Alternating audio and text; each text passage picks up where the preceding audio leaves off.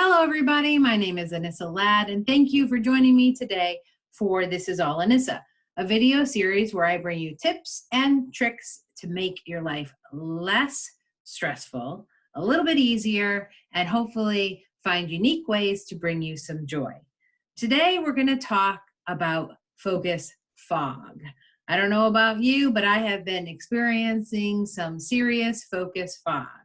On Monday, I posted a quote on my LinkedIn that said, "This too shall pass. It might pass like a kidney stone, but it will pass." And I asked people what they are having trouble focusing with, and many people responded that they are having trouble with focusing like I was. And I think it is common during this COVID-19 era that people are finding it more difficult to focus. Now, in all honesty, I have always had difficulty focusing at different times in my life. The more overwhelmed I am, the more difficulty I've had.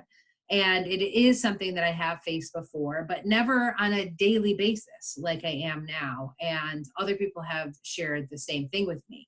So I thought for today's tips and tricks that we would talk about how to overcome, or three different ways that we can overcome that focus fog that we get into where we just are not able to stay focused for very long. So the first one is break it down. Number one, break it down. Now in the work world, we're used to breaking it down. We have a very long to-do list. We break it down. We get things done on a big project by dividing the project amongst the team. We get it done by breaking it into smaller tasks that are more accomplished, are able to be accomplished quicker.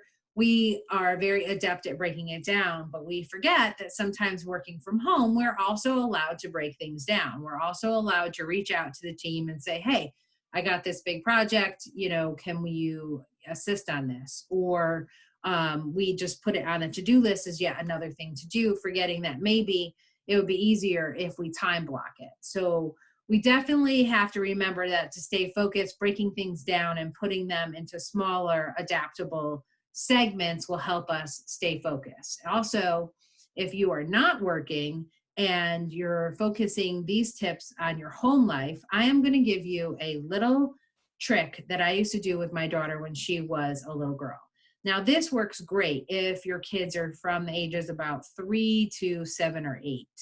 So if you ever sent your kid to your room to clean their room, and then you went to check on them and you found that nothing had been done, but maybe all the stuffed animals are now getting a story time lesson, or there's an obstacle course built, or some other activity, but definitely no cleaning of the room, I suggest you turn it into a game. And you turn it into a game by breaking it down for them as well.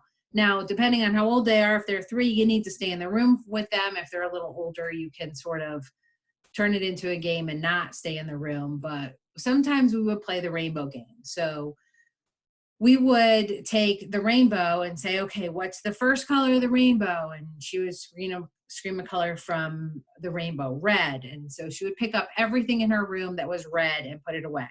And then she would scream purple, and purple things would get put away, and all the way through the colors of the rainbow. And before you know it, she had completed her rainbow and all the things in her room had been picked up and put away. Sometimes, we pick up things that had ears because she had a lot of stuffed animals with ears. Games, things that moved, things that didn't move, whatever it was, we worked at it together and made it a game. So it wasn't so much that she had to clean her room, but she had tiny tasks that she was able to complete. So break it down in whatever way fits, whether it's for a project for work or a project in your home life, an organization project, just break it down. The next one is set a single goal for the day. Now, I like to do this, and I like to set goals for the day, a single goal for the day, but I like to break that into my life in 3 different ways. I like to set a single goal for work, a single goal for personal, and a single goal for my home life. So for instance, for work, it might be completing my MITs, or my most important tasks for the day. So usually I set 3 MITs for the day. Those are the things I need to get done. And no matter what, I'm going to complete my 3 MITs for the day. So that might be my work. My single goal for the day is to complete those 3 things. Maybe it is to clean up my email box. Whatever that single goal is for the day, that is what you complete for work for the day, and you stay focused on that task all day long. For personal, I like to go for a 30-minute walk every day. So for the past month, that has been my goal, to get outside, rain, shine, hot, cold, winter hat, baseball cap, whatever it is, get outside and walk 30 minutes a day. That is my personal goal for my own health and well-being. And that is what I focus on getting done every single day. So that's my single goal for my personal well-being. And then for the household, I usually pick a project based on what I need to get done. And it doesn't have to be a big one. I don't have to say that I am going to reorganize the basement. I usually pick something that's very small and attainable to do in one day. So one day last week, I picked organizing that bottom floor of my linen closet where all the cleaning products are.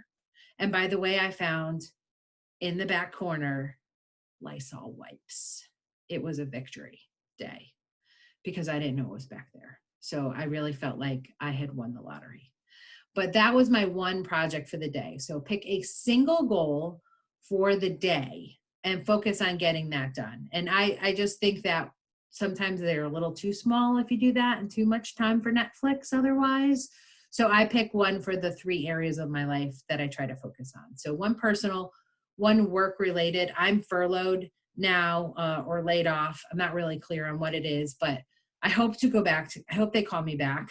And so I like to say furloughed, but I am in that phase. So I try to, during my work time, stay connected to someone in my industry and do projects, work on these videos, things like that. So something for that, something for personal, and something for the household that will benefit my house. So, and the third and final thing is work in short bursts. As I mentioned, I have difficulty working for more than 30 minutes at a stretch and staying focused, so why fight it?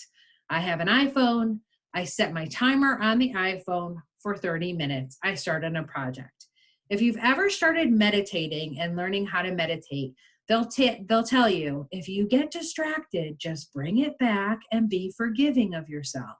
I recommend you do the same thing when you're working on a project and you're having trouble focus. Set your timer, start working on that project. If you get distracted and you realize it, just stop what you're doing and go back to your project. When the timer goes off at 30 minutes, if you're done, mentally done, stop working on it. Be kind to yourself and move on. Go do something else. You can always come back and give it another 30 minutes. But if you're in the zone, just hit repeat. There's a repeat button on your timer and start that 30-minute timer again. And any minute you get beyond 30 working on your project is a win for the day. So you can just hit that repeat button and you've worked beyond 30 minutes on your project and you've already won. So set that work in short bursts to be that time that you can naturally find yourself giving to any sort of project, and let that be your win for the day. So stop fighting what your body is telling you naturally and start working with it and developing your list of wins that way. So those are the 3 suggestions for you to get through focus fog. You want to break it down. You want to set one specific goal per day, and you want to work in short bursts. Now, your tiny tip for today to bring you joy is the weather is getting nicer. The sun is starting to shine. The rain from April is starting to dry up, not completely, but starting there. And it is time for you to get up in the morning, make that first cup of coffee for the day, and take it outside. Leave your phone inside, take your coffee outside, sit in the sunshine, and let yourself start your day off with a cup of coffee, some sunshine, and some calmness for your day. It will truly bring you joy for the day. And that's it. That's all I have. My name is Anissa Ladd, and this is All Anissa. I will see you again soon. And in the meantime, I hope you stay healthy, stay safe, and stay positive. Thank you so much, and I'll see you all again soon. Have a great day.